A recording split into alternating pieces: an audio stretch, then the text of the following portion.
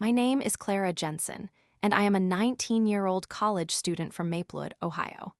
I am currently navigating my freshman year at a university, which is supposed to be an adventurous time filled with new experiences, friendships, and opportunities. In many ways, it has been just that. However, within the ups and downs, I found myself living with a roommate named Byron, who was anything but an ideal living companion. Byron was your stereotypical arrogant jerk who thought he had the world figured out. He constantly bragged about how he was the life of the party back in high school, going on and on about the numerous social gatherings he threw, and how he was the most popular kid in his class. To Byron, his high school life seemed like the pinnacle of his existence, and it reflected in how he treated everyone around him. I quickly learned that his ego was far more inflated than his actual worth. Living with Byron was a constant test of my patience. He had a real knack for creating an uncomfortable atmosphere, and it was as if consideration for others had never crossed his mind. Most notably, he had a habit of bringing girls back to our dorm room for late-night rendezvous while I was trying to sleep in the bunk bed underneath.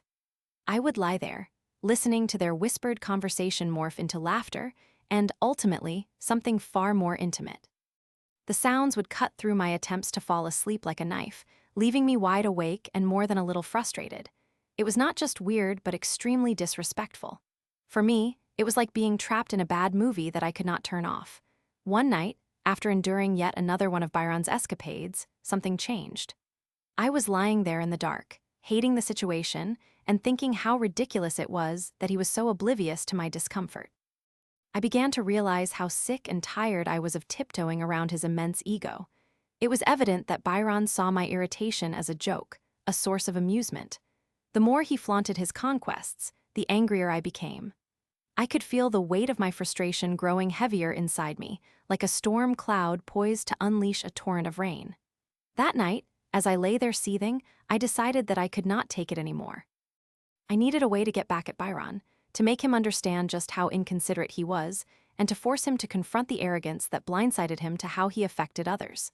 Then, an idea began to form in my mind. It was sneaky and clever, and it might actually succeed in delivering the message I desperately wanted him to grasp. Byron had mentioned a particularly special night ahead, where he planned to take a girl he had invited over to dinner at a nice restaurant off campus. I could not help but snicker silently at the thought of him spending money on her instead of dragging her to the cafeteria like he typically did. That was my opportunity. I knew precisely how to turn the tables and give Byron a taste of his own medicine. I had a box of Oreos in my cupboard, and I suddenly felt a pang of inspiration rush through me. The plan began to take shape in my mind like a masterpiece. I thought about purchasing some X-Lax, a product meant to relieve constipation. I would replace a few carefully selected Oreos with these chocolate-flavored tablets and strategically hide them towards the bottom of the box.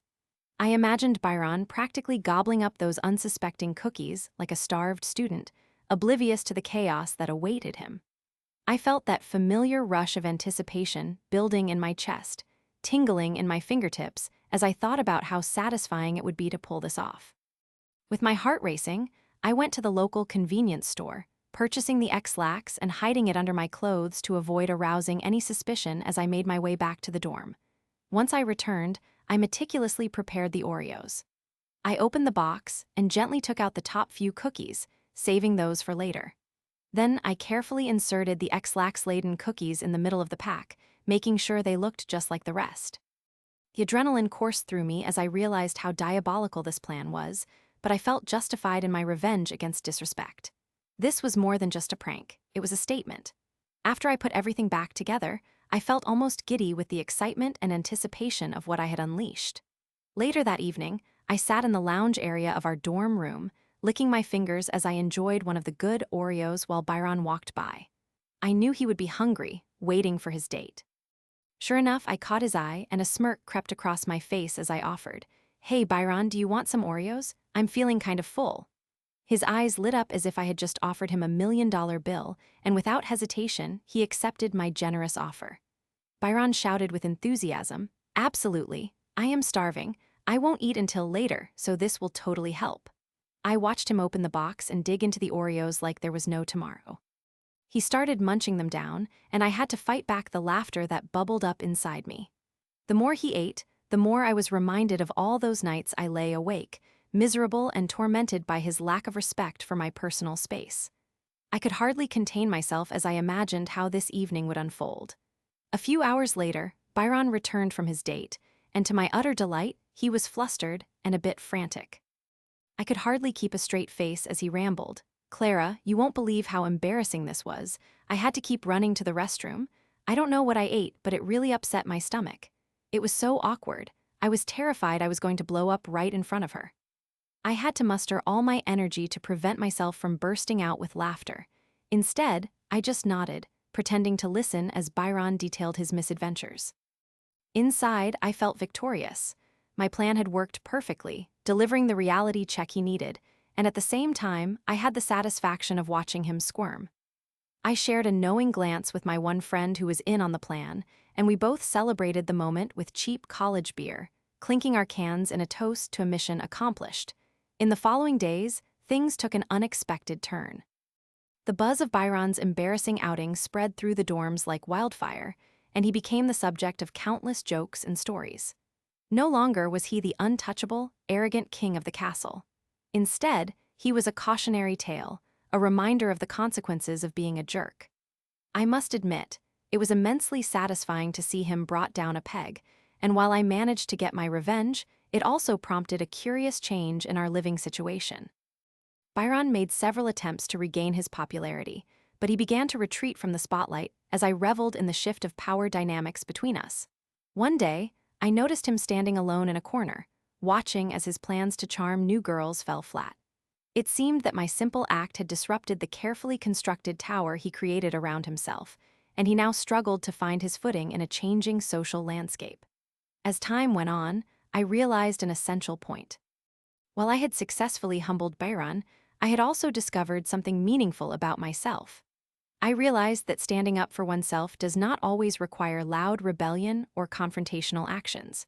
Sometimes, it can be a simple act of wit and intelligence. I learned to be unapologetically myself, embracing my feelings and voice, and standing firm against the uncomfortable situations I once allowed to slide. At the end of the semester, as we prepared for winter break, I reflected on everything that had transpired. Byron remained distasteful, but he had learned to respect our space more as time passed. I observed how the interactions between us shifted subtly. No longer did he flaunt his loud nights of revelry in front of me. He seemed to have some degree of awareness that his actions could lead to undesirable consequences. As I packed my bags, ready to head home for the holidays, I felt an unexpected sense of resolution. I had initiated a small revolution and in doing so, gained invaluable lessons about courage and the importance of standing up for oneself. A twist of irony lingered in the air as I prepared to leave. Byron, who once lived by the slogan, "What goes around comes around," would forever remember that evening and the series of events that unfolded from my calculated plan. I chuckled under my breath as I stepped through our dorm's doors for the last time, a smile playing on my lips.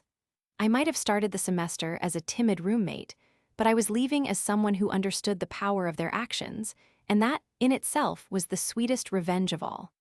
It was not merely about Byron getting embarrassed. It was about my own growth, strength, and newfound sense of self. The power of a well-executed plan and the liberation it brought was something I would carry with me far beyond college, and I realized that perhaps my journey was only just beginning. With each step away from the dorm, I felt lighter, free from the weight of Byron's arrogance and ready to take on the world.